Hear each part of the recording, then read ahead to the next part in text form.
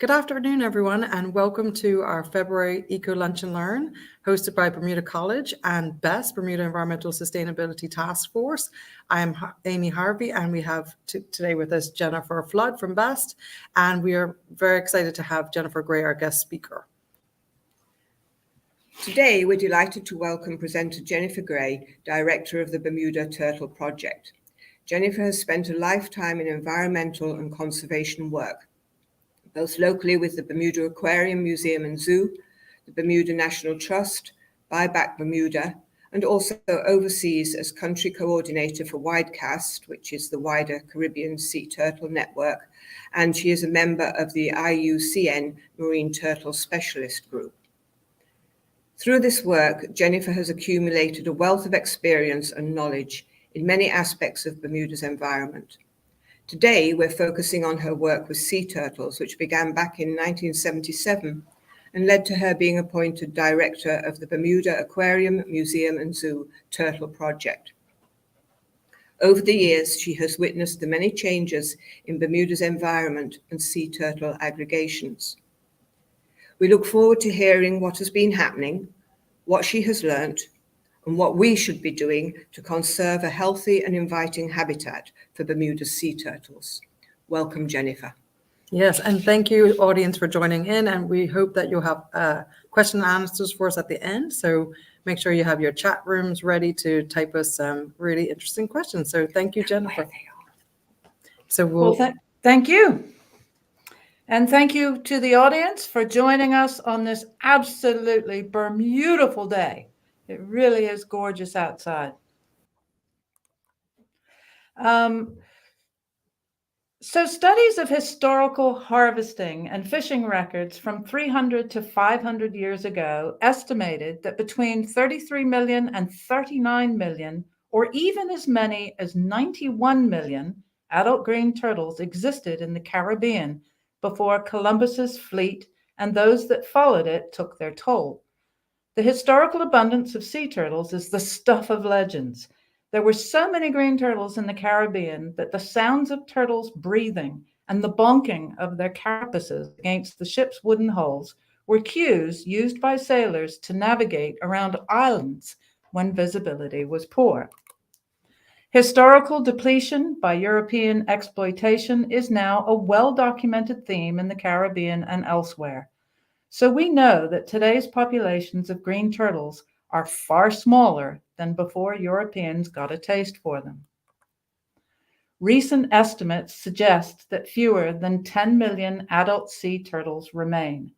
For green turtles alone, there were perhaps 1.5 million females worldwide and only 300,000 in the Caribbean. That's quite a bit different from the historical estimates before European exploitation.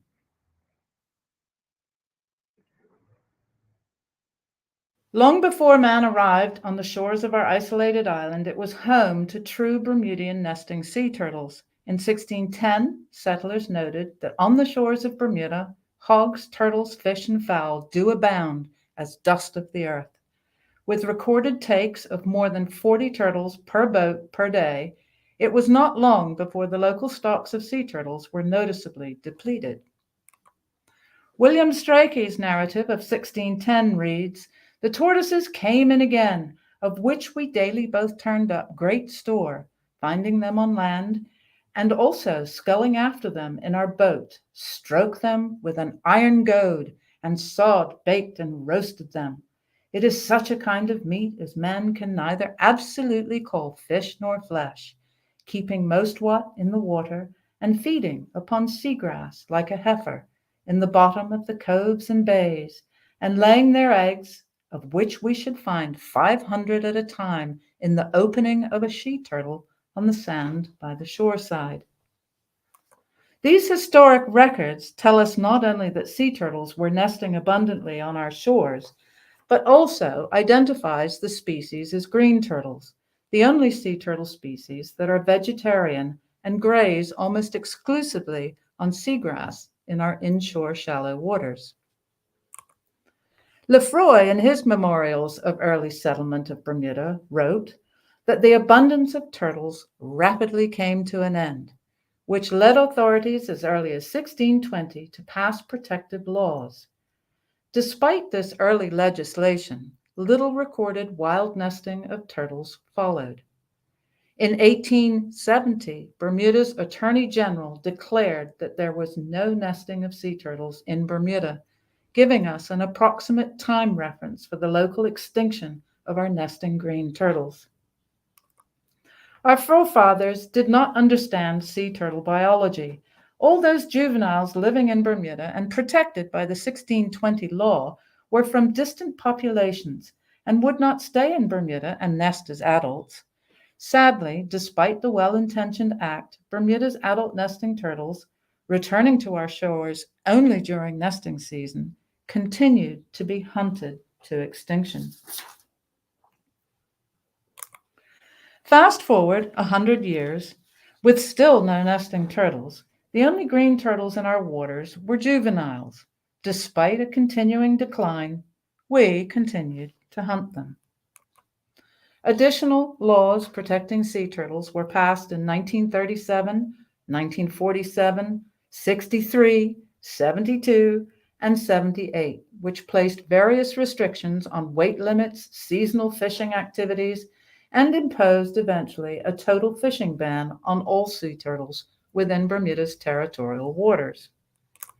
In 2003, all sea turtles in Bermuda's territorial waters were listed under the Protected Species Act as critically endangered or endangered, and in 2012, the green turtle, hawksbill turtle, loggerhead, and leatherback turtles were listed specifically, forcing attention to management plans for their recovery. If there's one lesson to learn in all this conservation legislation history, it's how important it is to understand the life history of an animal to properly protect it. With a mission to promote the conservation of sea turtles through research and education, the Bermuda Turtle Project has been studying the green turtle aggregation in Bermuda since 1968. In addition to discovering the year-round presence of turtles, long-term monitoring tells us that sea turtles arrive in Bermuda at a young age and spend up to 20 years as juveniles on our seagrass flats and reefs. Genetic analysis shows us that these young turtles hatched on beaches in Costa Rica, Florida, Mexico, Cuba, Suriname, Aves Island, and as far away as Guinea-Bissau in West Africa. These two graphs show how the size of green turtles in Bermuda has changed. The top graph represents the carapace length of sea turtles captured between 1968 and 2005. The bottom graph represents the same data for 2005 to 2015 and shows that the size at which turtles arrive in Bermuda has not changed at all, but only a few turtles over 70 centimeters in carapace length were caught in more recent years. In 2021, the largest green turtle caught was only 46 centimeters in carapace length. Another way of looking at the size distribution over time is to consider the average size of turtles across years. In the early years, fewer sites were sampled, but since 1992, when sampling was consistent, a meaningful trend line clearly shows a decrease in the mean size of our green turtles. Looking at something called catch per unit effort, or CPUE, we can track if the number of sea turtles is increasing or decreasing. The graph on the left, showing all sites combined, indicates an upward trend in the number of turtles from 1992 to 2015. If we look at individual sites, though, the graph on the right, we can see turtle numbers increasing at some sites, while others are decreasing. This data was collected during the same time that offshore seagrass beds in Bermuda were collapsing. Larger turtles were no longer being captured, suggesting that they may be leaving Bermuda at a smaller size, and our inshore seagrass beds were becoming hotspots for smaller juveniles. From 2015 to 2018, these trends continued, with fewer large turtles, hardly any turtles offshore, and many very small turtles inshore. The increase in juvenile sea turtles during recent years can be correlated to increased conservation efforts on nesting beaches to our south. In particular, Florida, Mexico, and Costa Rica were having record nesting events, the output of which would be hundreds of thousands of hatchlings heading towards the Sargasso Sea. Of those that survived the first years of life, a percentage would recruit to Bermuda. In 2018, the project broke all previous capture records with 69 animals in a single set of the net, just yards from shore at Somerset Long Bay. In the same year, other sites that had previously supported many turtles had few or none. Due to the restrictions brought upon us by the pandemic, the project was unable to do any in-water research for nearly 2 years, and it would appear from observations there were some drastic changes in our marine environment during that period. Once thriving seagrass beds have been in decline for some 2 decades, but over the last 3 years, many acres of this critical habitat have completely collapsed. Along with the disappearance of seagrass comes numerous consequences comprising disturbance and shifting of marine sediments that were once held stable by the root systems of seagrass, and a vulnerability to the arrival of potentially invasive species, especially algae. Even more troubling is the seeming departure of once visible species like fish and sea turtles. The Bermuda Aquarium Museum and Zoo Wildlife Rehabilitation Center has also observed a scarceness of large green turtles and an increase in the number of small green turtles stranding in recent years.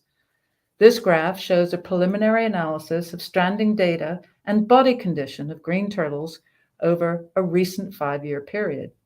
We can see a significant increase in the number of strandings per year and a decrease in the average annual body condition of those animals. We believe the small spike in 2017, seen on this slide, is directly related to the America's Cup event, when the number of local and visiting boats on the water was extraordinary and likely resulted in increased reporting of distressed or dead turtles. In recent years, the behavior of our green turtles has changed. It used to be that if you came across a turtle while out boating and it saw or heard you, it would flee at high speed as if its life depended on a fast escape. Today, our turtles are slow-moving and calm for the most part. They spend longer periods on the surface collecting air and stay down longer. Is it that they have become accustomed to interactions with humans in their boats? Or might this be a response to tough time finding enough food to eat? Conserve energy, burn less calories. This may be their strategy to cope with less available food, but it does make the turtles vulnerable to boat strikes and harassment. In the first 4 decades of our studies, green turtles exhibited strong site fidelity, with 90% of our recaptures made at the same locality as the original capture. Recent sampling data shows much more movement of turtles across known foraging sites on the platform. This would suggest that as seagrass disappears in one site, animals are forced to expand their range in search of food. Marshall is an immature green turtle that was captured near Marshall's Island in August of last year. For the past 6 months, Marshall has shown site fidelity to the general area of Marshall's Island, but the foraging range appears to extend to both sides of the island and west towards Long Island. At night, Marshall seems to have a sleeping rock in the channel between Blucks Island and Henson's Island. Now, as a review, the green turtles we have observed over the last century are not of Bermudian origin. Rather, they represent many nesting colonies far to our south. After spending the early phase of their lives adrift in the open ocean, the adolescents arrive to our shores as a mixed genetic stock of juveniles. After spending a period of years here, they leave Bermuda to complete their maturation somewhere else and eventually return to their natal beaches to reproduce and lay eggs as adults. It may well be that our young turtles are making shorter visits to Bermuda compared to our earlier research, which documents stopovers for nearly 20 years. It makes sense that if the energy it takes to forage outweighs the benefits of intake, it would be better to find a more bountiful habitat to sustain a large or growing body. Sea turtles are highly migratory, crossing vast expanses of ocean and many geographic boundaries. Throughout their long lives, and while making a migration as a juvenile has higher risk than as an adult, they have evolved to know when and how to make these long journeys to find food or mates. This is not to say that all green turtles have left Bermuda. We know there are still turtles here and that they appear to be utilizing new habitats around the island. There have been observations of small green turtles feeding on algae and even mangrove leaves, perhaps making a diet change rather than risking a migration. Further studies are essential and will help fill in the blanks on what exactly is happening with sea turtles in Bermuda. But we do know that there are many less sea turtles in our waters today than there were just 3 years ago. Green turtles and their food source, seagrass, are at the northern limit of their range in Bermuda. Seagrasses worldwide are declining, and most seagrass biologists see this as a result of a complex set of factors acting at the same time. Grazers, like sea turtles, may be one of those factors, but climate change and other stressors may be more important. Studies on seagrass need to be supported and more marine protected areas established. We need to introduce seagrass-safe moorings and anchoring systems and stop polluting our ocean. The rise and fall of green turtle aggregations in Bermuda has been influenced by the actions of man. Our focus moving forward needs to be on anything we can do to protect and restore critical habitats. While the vast beds of seagrass have collapsed, there are meadows, albeit smaller ones, still surviving, and even signs of new growth in some areas. Sadly, we have waited and pondered the obvious for too long, and there is no one fix, but rather several efforts that should be implemented if we wish to establish the return of balance in the ecosystem. Perhaps the most important is a human mindset change that comprehends our place in ecosystems, appreciates how vital they are to our own existence, and sets out a strategy that sees humans living in harmony with nature. So thank you for listening. Now, I know that that was a pretty brief summary of a very large and complex situation with sea turtle life history in Bermuda's waters. But I encourage everybody to learn more, ask more, and do more to help preserve our habitats in Bermuda. Thank you.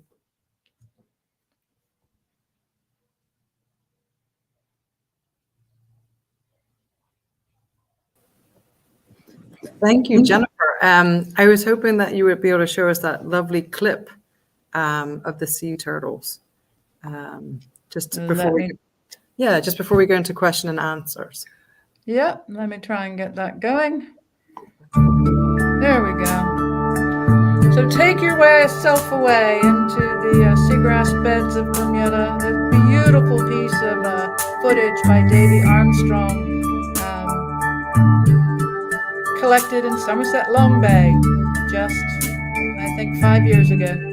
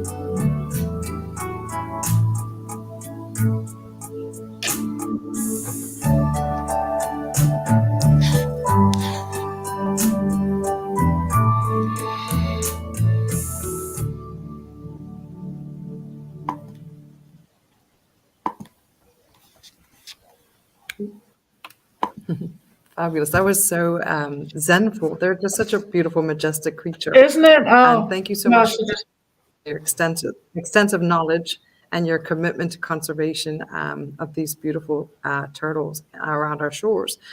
So we're really excited to have a few questions for you from the audience. There have been lots of comments coming through from Bermuda, and also people tuning in from overseas as well. So we'll start, actually, I'll start off the first question. So just want to know what inspired you to get into the conservation of turtles. What was that driving force for you? Wow, I've had a draw to the ocean since I popped out and put my feet on the ground. I used to run away to the tide pools down at Gray Bay and spend hours by myself, just investigating nature and spending time near the ocean. And then as I got older, everybody says, what do you want to be when you grow up? What do you want to be? Well, I wanted to be the world's first female Jacques Cousteau. Interesting. I grew up with 3 brothers, so maybe that's where the female thing came from. But that was my goal originally. When I came back from university, I got a job doing fisheries statistics part-time, and then volunteered to feed seals at the aquarium. And at that time, they were doing the restocking program, where they had brought thousands of turtle eggs in from Costa Rica and Suriname and buried them on local beaches to try and bring a nesting population back. And I was asked if I'd like to get involved with that. So that was back in 1977 that I, saw sea turtles hatching on Nonsuch Island and going out to sea. And I then actually had started a few that were kept back, and I was raising them in tanks at the aquarium. So I have to say that really, really inspired me to learn more and understand more about sea turtles. And Fantastic. I've been very privileged. I've had some exciting experiences in my life, and to have sea turtles a part of what I do has been very meaningful. So yeah. I'm one of the lucky ones. And I feel lucky because I had a really amazing experience as part of your turtle project, data collection, field trips, I don't know, many moons ago. But it is just such an amazing feeling going and, getting the turtles, getting them up and to get their first breath after they've been, trapped in those nets. It's an experience that you can't even put words to, really. It's amazing. But we have a question actually that is related to what you were just talking about from Serena Simmons. And she asks, how many sea turtles are you currently tracking in Bermuda? In terms of satellite tracking, only the one. We put 2 satellite transmitters on in August. We would love to put on more, but they're very, very expensive pieces of equipment. And the first one that we put on down at Stocks Harbor, sadly, the battery died or something went wrong. It could also be that the turtle got under a reef and scratched the thing off its back. We really don't know. So that second one, Marshall, is still going strong in the Great Sound. And you can go online to the Sea Turtle Conservancy or the Bermuda Turtle Project website and actually track that animal on almost a daily basis and see what it's doing and where it's going. What is that actual website, Jennifer? I'll just type it in. SeaTurtleConservancy.org.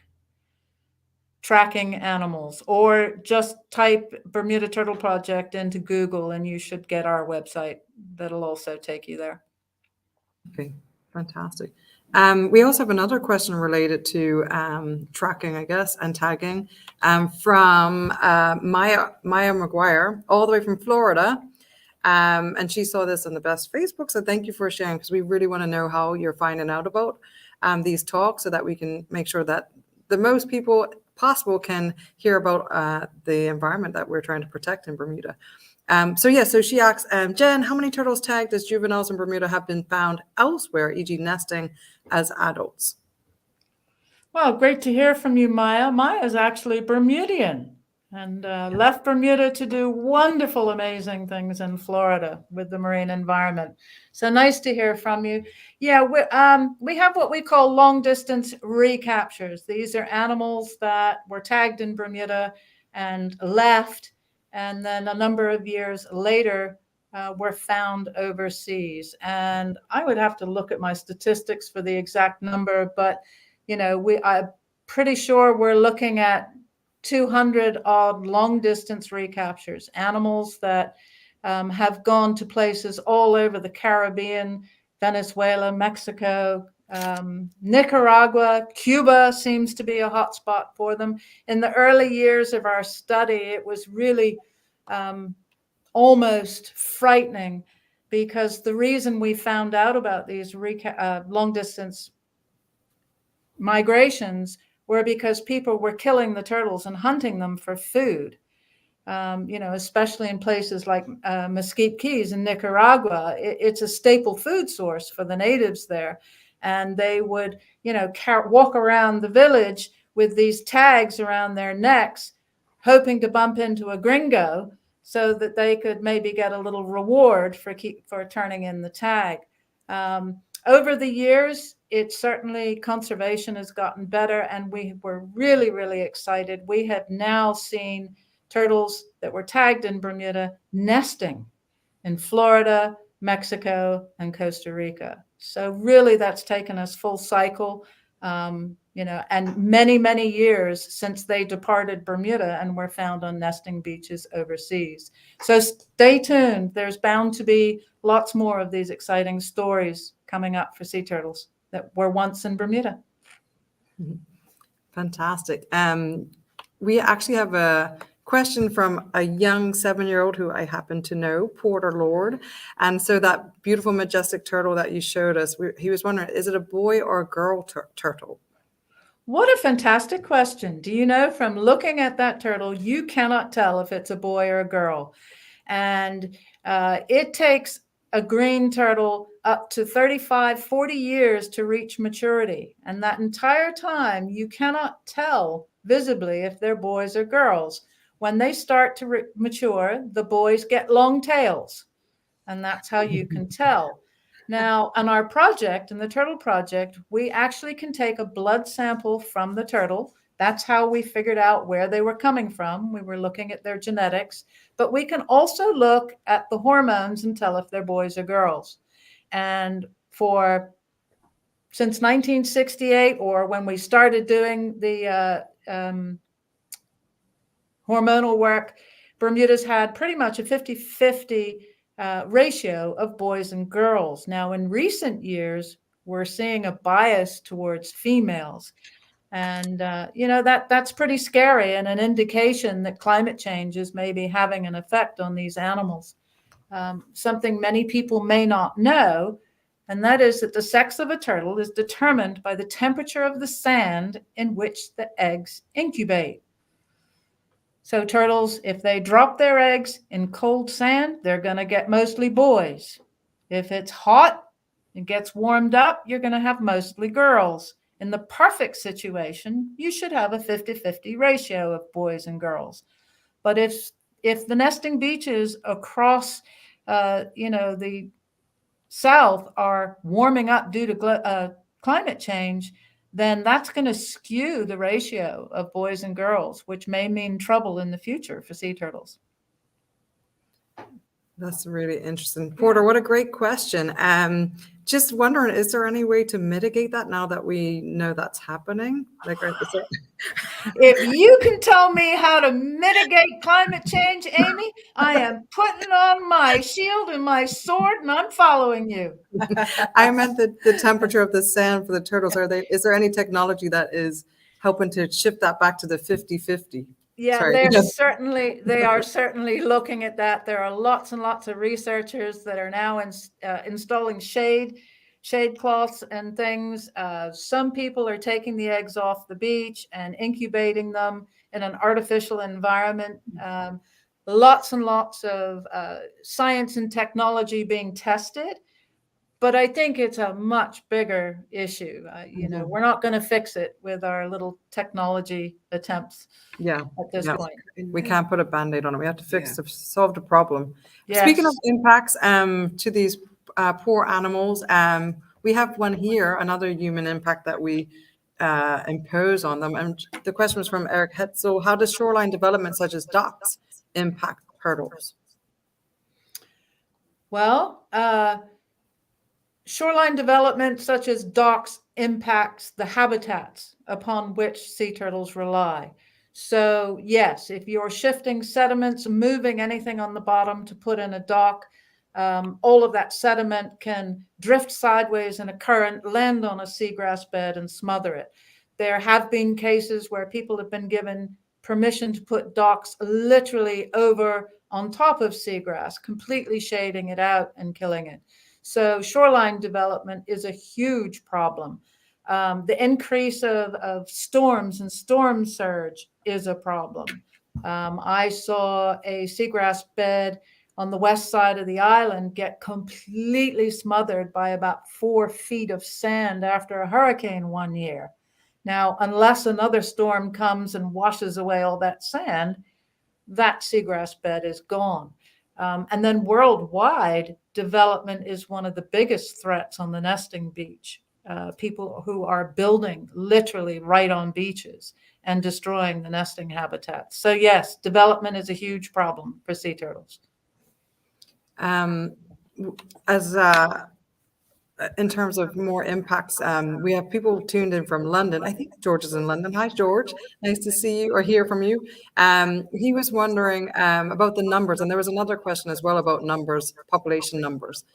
You mentioned they were in danger, but are there populations at that critical point where they could become extinct, or what's that word for just locally extinct in Bermuda? Extirpation?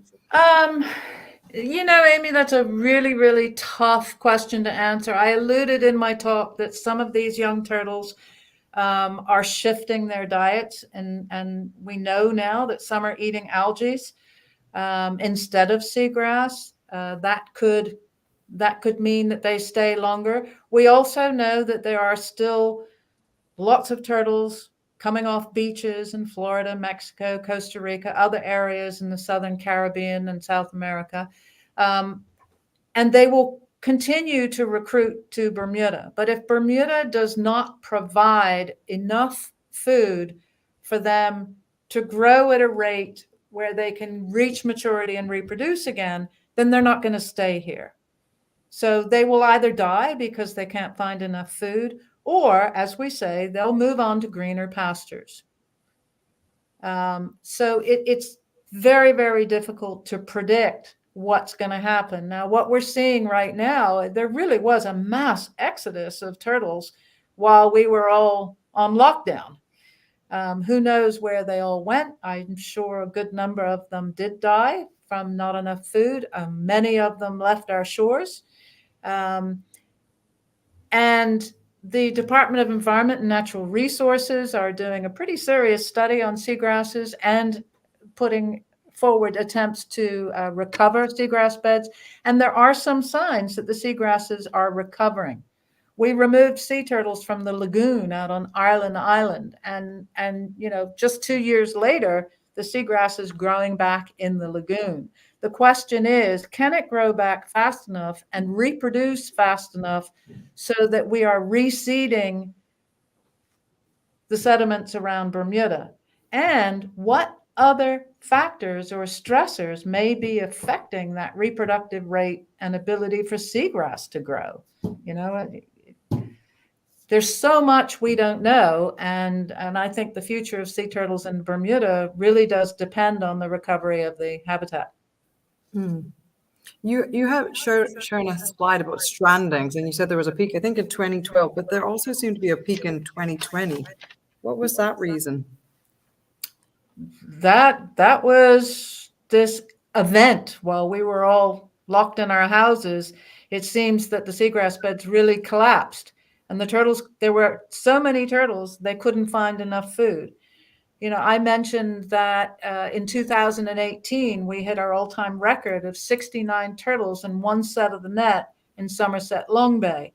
Now, the following year, we did 2 sets in Somerset Long Bay. We only caught 1 turtle in the middle and 22 turtles, I think, on the edge of the bay. So that was a pretty big decrease. And we could tell that the habitat was stressed, that the grass was disappearing. Well, go forward to 2021, we did not catch a single turtle in Somerset Long Bay. Well, actually, I lie. We did. We caught 2, and they were so emaciated and so unwell. Oh, wow.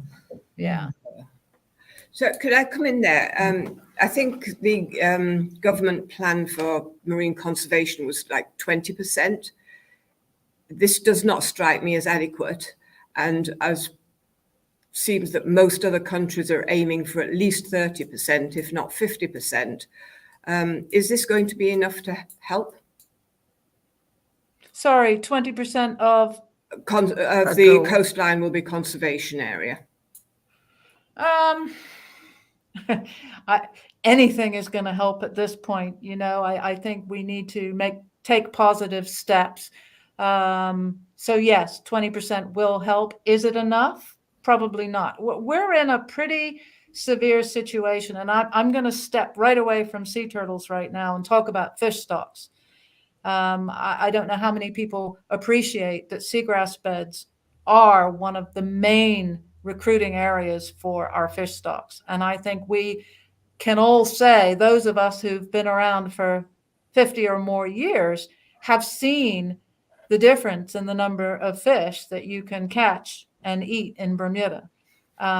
So that 20% may not be enough for recovery of everything. I think, seagrass habitats have to be looked at separately.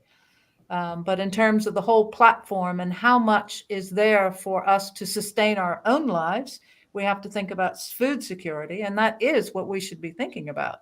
How can we feed ourselves and still have a reproductive level of these animals that we depend on? So it's a good question. I don't have a clear answer. Sorry, Jennifer. If there were 3 things that we as individuals could do, or maybe not 3, what you can think of, to preserve the seabeds, the seagrasses, to help with sea turtles, what would you suggest? What would I suggest? I would suggest that you advocate for more marine protected areas. I tried to get Somerset Long Bay protected many, many years ago. It doesn't help when you have jet skis and boats screaming around in shallow water, propellers putting scars through the seagrass beds. When you're out enjoying your day on the boat, which we all like to do, please don't drop your trash overboard. The number of beer cans and bottles I picked up on the bottom of Somerset Long Bay was just horrendous, and they will smother and kill seagrass beds. Advocate for shark protection. That's something that we haven't really talked about, but sharks are the only natural predators for sea turtles. So when you have all those little recruits coming in off the open ocean, sea turtle recruits, not all of them make it. It's a very vulnerable time for them. They have to switch diets and figure out how to eat grass and where to find it in Bermuda. If we had a healthy population of sharks, the sharks would be taking out the weaker of those new recruits, leaving the strongest to survive. And we may not have these incredible bursts of so many juvenile turtles arriving at one time. So, the predator-prey relationships are really important to look at. Advocate for the protection of sharks, not just for sea turtles. There's lots of other reasons to do it as well. They're important, an important part of the food chain and the ecosystem. And then probably the biggest one of all is to be responsible for what you yourself put overboard or in an area where it might end up overboard. Probably one of the biggest unknowns are things like our herbicides, glyphosates, the stuff in Tordon, which has long-lasting detrimental effect on the environment, on sediments that seagrasses have to grow in. I cannot believe Bermuda is still dumping bilge water and our effluents into the ocean. We should have pump-out stations. Advocate for pump-out stations. We cannot continue to dump our waste into the ocean. Our waste is now full of all kinds of antibiotics and things that the environment may not be able to tolerate. So yeah, as individuals, be aware of what you are putting into storm drains and or the ocean directly, and advocate for improvements in Bermuda on issues that make a difference. You had mentioned invasives, and I missed whether you were talking about invasives that were taking over the seagrass beds or invasives to turtles. Could you just expand on that idea? Yeah, I mentioned the vulnerability and it's just like on land. When you clear a piece of land, say you have a big yard and you take all your Mexican pepper out, if you don't plant something else, you have opened up that ground for more Mexican pepper seeds, more casuarina seeds, more invasives to come and grow because they disperse faster, they grow faster. It's the same thing in the ocean. If you have lost your seagrass or if your seagrass is suffering terribly, then you have a lot of open sediment where an invasive algae could come in and smother what remaining seagrass is there. Now, there have been algae species in other parts of the world that have had a detrimental impact on seagrass beds. So that's something that Bermuda needs to keep an eye out for. Got you. There's a question that came in from the audience. When is turtle season? She'd love to know so she can go see some baby turtles. Every day is turtle season. There is, these young animals are living here. Now they're certainly a little bit more dormant in the winter months when it's cold. They do slow down and they probably sleep longer. It's usually around May when the waters start to warm up that they become more active. So they are up and down feeding all year. They're just more noticeable in the summer months. It's who's to say what it will be like out there this summer. I certainly hope there will be lots of little turtles to see and enjoy.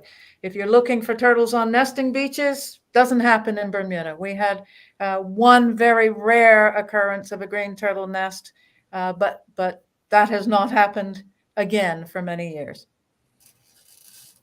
So I was just trying to catch up on the questions. And while you do that, can I ask?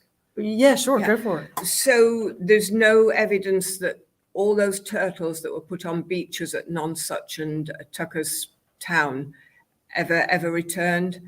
No. So 25,000 eggs flown to the island, 18,000 hatchlings climbing out of the sand and going out to sea. And they should have come back by now. We thought that one green turtle might be from that project, but the genetics tell us otherwise. There were a few flaws in the science behind that project. First of all, those eggs were brought from black sand beaches very, very late in the season and flown into Bermuda, which is already at the northernmost limit of sea turtle nesting. And they were buried on the beaches at Nonsuch and Fricks Point in September. and hatched in October. So based on what I told you before about how the sex of a sea turtle is determined, we would have produced lots and lots and lots and lots of boys. Yeah. And probably not enough females. Add to that the fact that, current science tells us that only 1% of all of the sea turtles that hatch survive to become adults. If you start to do the math on that, we should have had a lot more than 25,000 eggs, because 1% with that vulnerability and the skewed sex would not have given you a viable nesting. That's not to say that we might not get one before I die. I'm still hoping. Yes, we're all hoping that things get better. That was actually the second part of a previous question. So back to the seagrasses. Is it possible to plant more seagrass for these green turtles?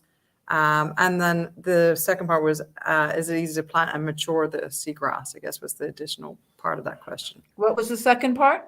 Is it easy to plant and mature that grass? I guess and grow it up. Yeah. Okay, so transplantation of seagrass is certainly possible.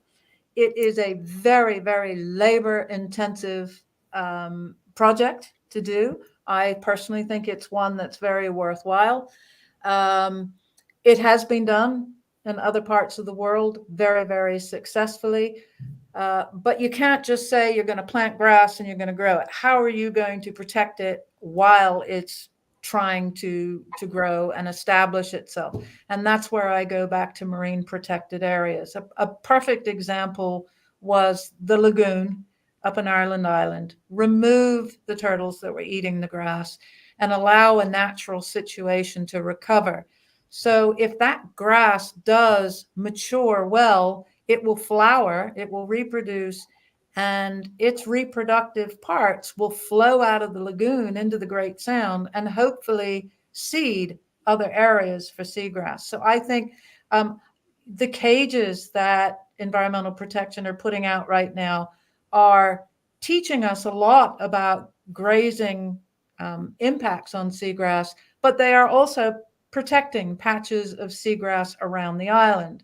Now, some of those cages are doing well. There are some that are doing not so well. I personally think that larger protected areas would make more sense. If you can create more marine parks like the lagoon, where you exclude grazers, but you allow for the natural maturation and reproductive status of seagrasses, I think that would be wonderful, but not easy to do.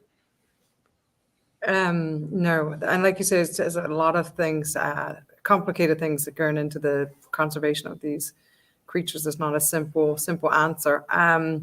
Maybe a simple question for you, because we actually have a few budding scientists on the call, starting from 7 up until all ages.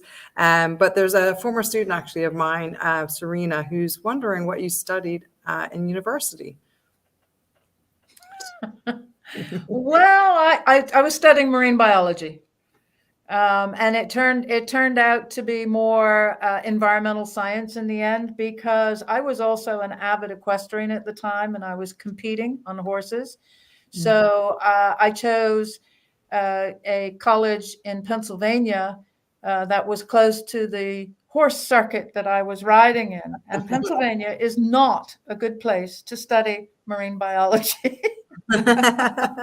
So that's my word of advice, is to go down to one of the islands or Florida. If you want to study marine biology, get near the ocean. I think it'll be a much happier experience for you. But for your budding students out there, and certainly the older ones that are in university or thinking about university, I will also put in a plug for our annual course in sea turtle biology and conservation. The announcement and applications are now available online on the website. They are also on the Bermuda Turtle Project Facebook page. That is a wonderful opportunity to mix with international students if you're a local. It's open to both locals and internationals, and it's 2 weeks out at sea doing research, hands-on, with the Bermuda Turtle Project. It is a fabulous experience. So if you're really interested in these types of studies, it's a great opportunity to come and check us out. What was the website for that program? Bermuda Turtle Project, Mm-hmm. our website, and on Facebook. It's also on seaturtleconservancy.org.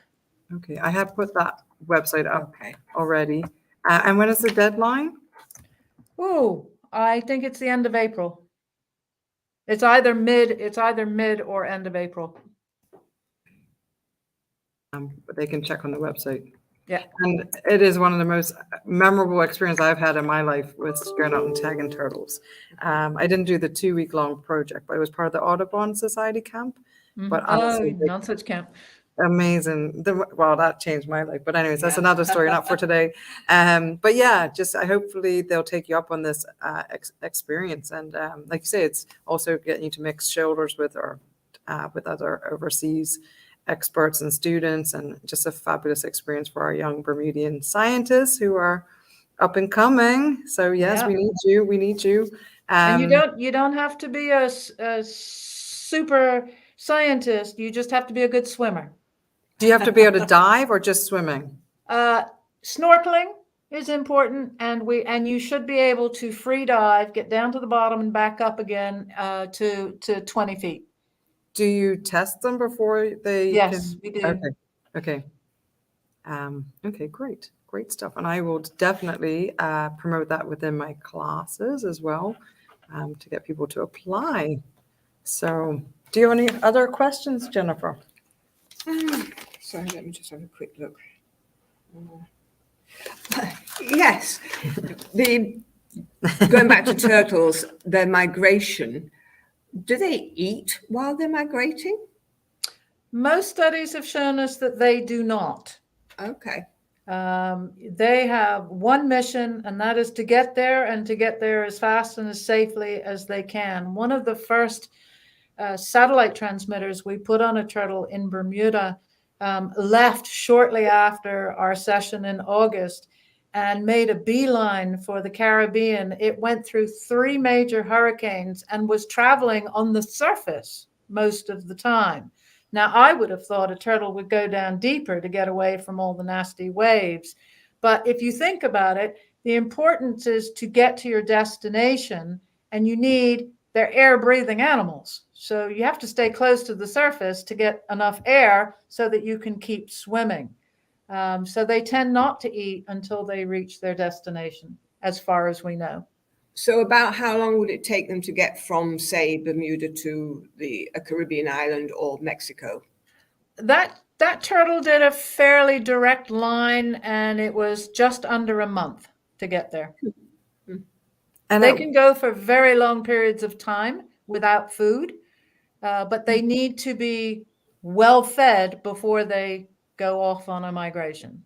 What's the longest, what's that critical point where they wouldn't survive? Oh gosh, food? I don't know. There's records of back in our own history books of sea turtles being held in the holds of ships upside down for months and still being alive. So, the critical question is when is a turtle functional rather than or just dead? So I think I've certainly have had turtles in rehab at the aquarium for a good 2 to 3 months, not eating food, and then they will recover and get better. But it's a longer recovery if they haven't eaten for 3 months. Mm-hmm. They're pretty amazing survivors. Resilient. We can learn a lot from these creatures, that's for sure.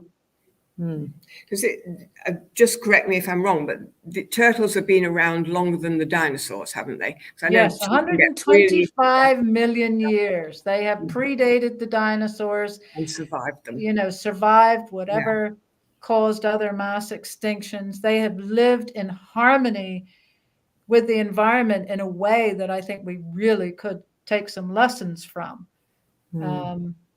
And their numbers today, I think this is the point of part of my talk, is that their numbers have nowhere near recovered to what they were before man had such a devastating impact on their numbers. So it's not, I do not believe that we need to start hunting and eating turtles again to control their numbers. There's something else going on in the environment, and it's probably something that we humans caused.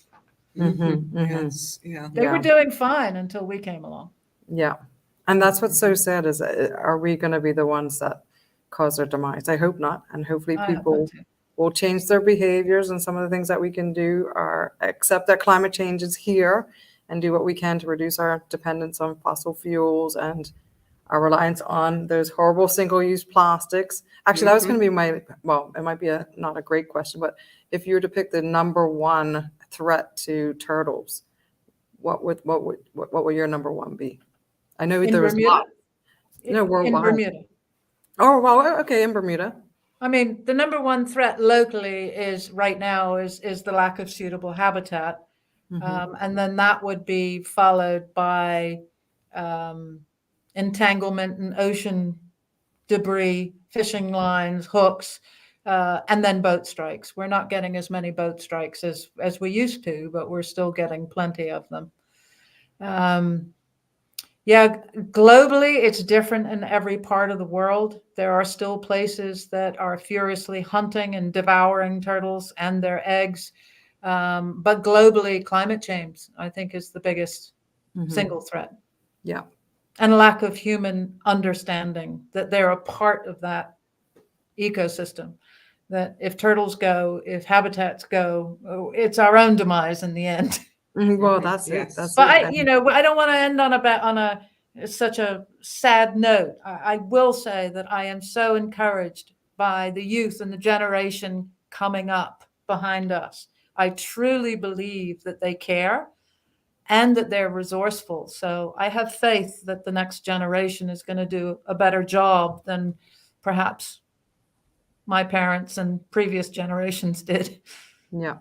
And you have lots of advocates joining in with us today. So I'm sure they'll spread the word, and they're already doing, positive things. So hopefully it'll be a knock-on effect. And like you say, there'll be ones coming behind us that will hopefully keep us all in the in good check. Well, have learned from our mistakes. Yeah. And just while I think about it, anybody watching now, the presentation will be available on YouTube going forward. So if there are things you wanted to check on YouTube, or you wanted to show it to somebody else, you've got children at home, or schools might want to use it for a homework assignment, whatever, it will be available on YouTube. Just put in Bermuda Lunch and Learn, or use the YouTube connection that you already have. Yeah. Thank you. Yeah, but thank you all for tuning in. We had people from London, we had people from Florida, we had people from Washington, D.C., and of course, Bermuda. And Jennifer Gray, we really appreciate all of your efforts throughout the years to save this, to conserve our island and to just be an advocate for the Bermuda sea turtles and everything else that you do. It's just so inspiring for all generations. So thank you, and thank you for your expertise and your knowledge and your time today. Well, thank you for having me. Very welcome. Thank you. Thank you.